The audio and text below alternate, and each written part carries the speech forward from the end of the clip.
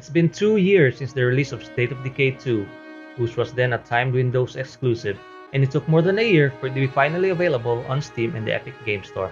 At launch, the game garnered mixed reviews, it being allegedly a buggy mess with outdated graphics.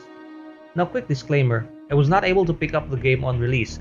What I hope to bring to the table though is fresh perspective from one who recently experienced the game, and with the recent Green Zone update, I think it is but fitting to check out the game in its present condition. So how is the game 2 years down the road? Is it worth picking up now? When will we have vaccine for Corona? Have you subscribed already? And why am I asking so many questions? Hi, welcome to Spooky Ramen, and this is my 2020 review of State of Decay 2. You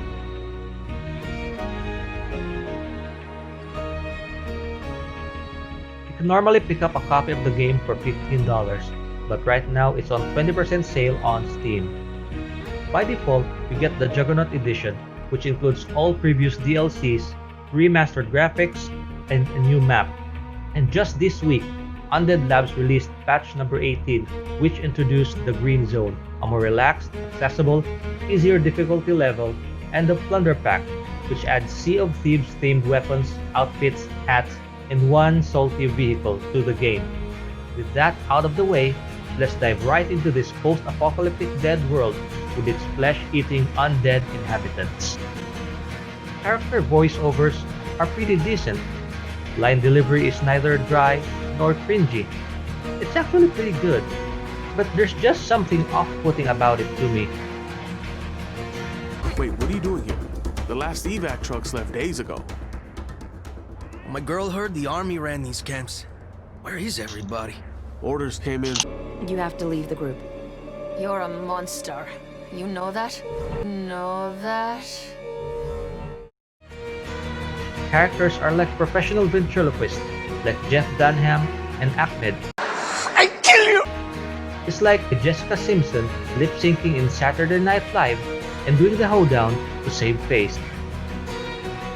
Speaking of saving face, I absolutely love the voice acting when you're about to become value meal to a horde of zombies. When your health meter runs out, you don't die immediately when being attacked by a horde. Instead, your health meter turns gray and you're stunned or pinned down in a fetal position. And during these moments, your survivor is panicking, screaming in horror and pain and fear as if she's aware of the horrible fate that is to befall her. Oh God! Help! Damn! And it's pretty intense. It's almost like you're there actually experiencing the horror with her.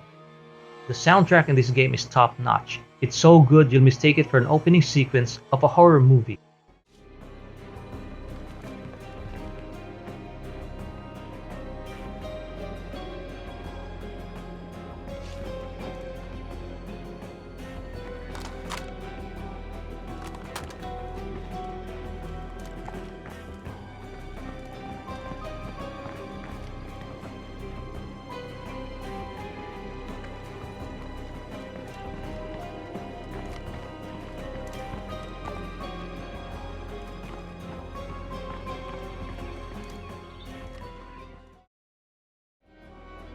It evokes a feeling of being alone when scavenging, and when you're in any sort of danger, a more upbeat and tension-evoking music immediately kicks in.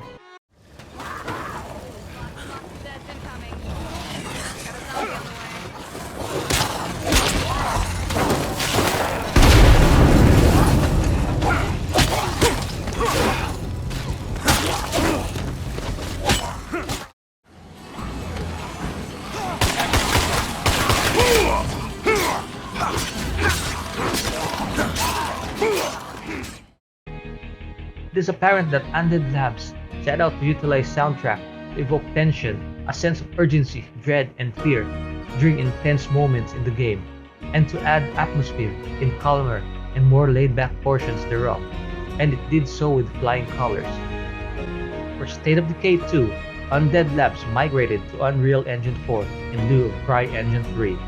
However, despite the upgrade to a far superior and modern game engine, its graphics is far from being one, and even looks a bit dated even for 2018 standards. And this is where it got much of its flack and negative reviews on release date graphics-wise.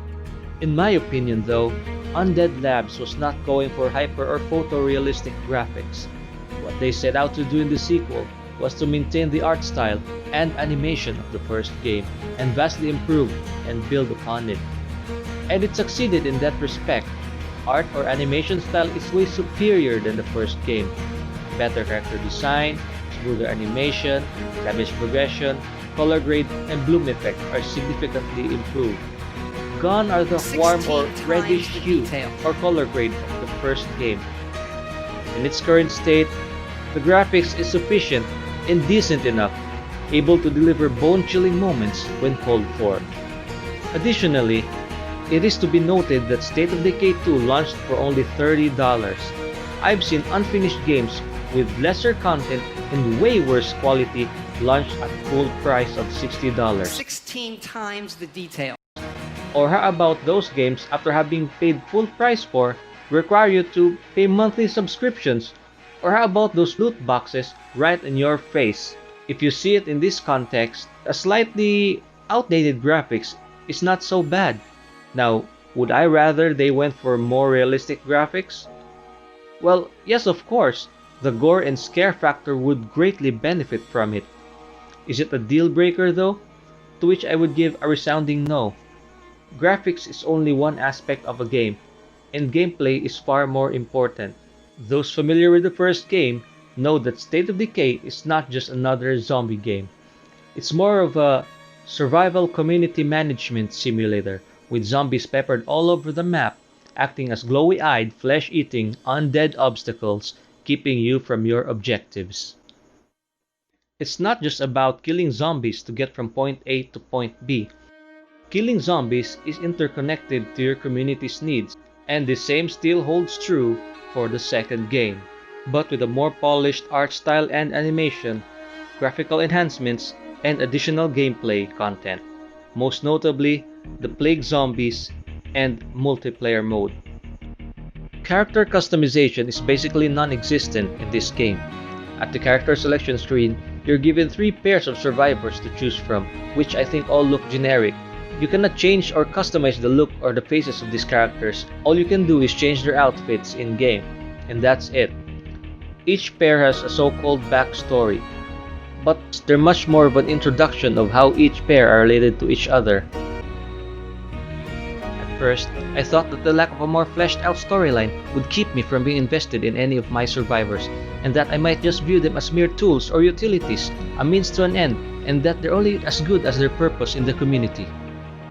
Boy, was I proven wrong when after more than a month of playing, I lost my first and my favorite survivor. As I watched her being devoured by a horde, I heard Mr. Krabs play the saddest song in the smallest violin.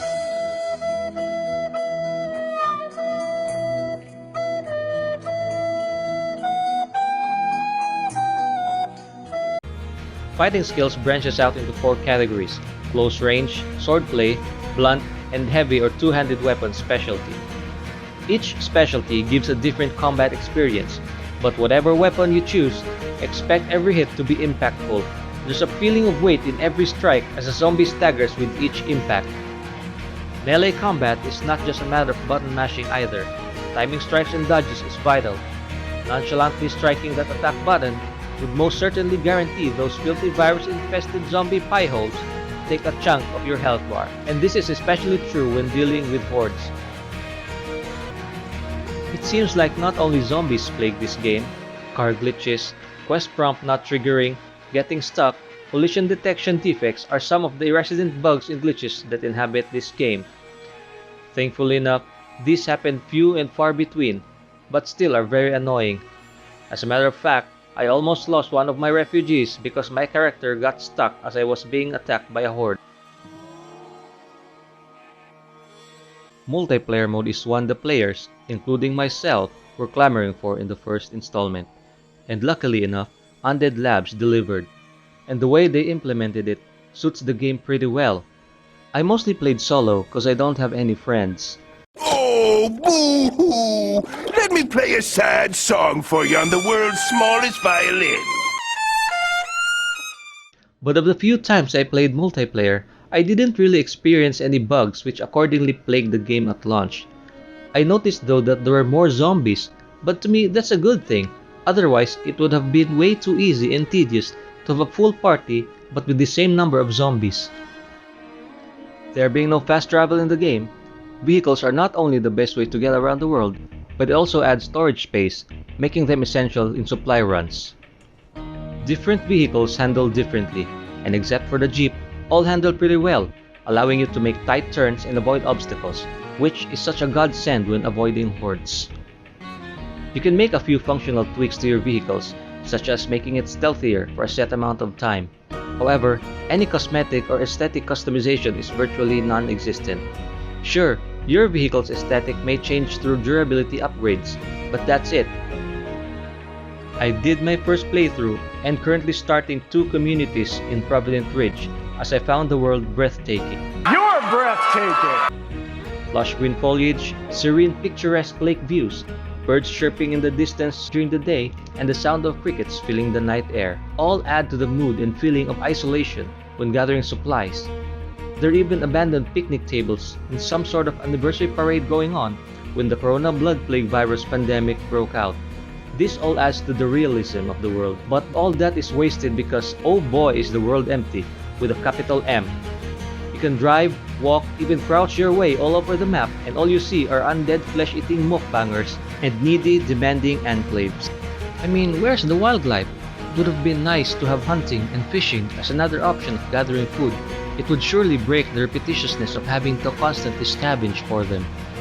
I know it seems that I mentioned a lot of negatives, but despite all of its shortcomings, I thoroughly enjoyed this game and logged in a considerable amount of time playing it in the more than 1 month since I had it.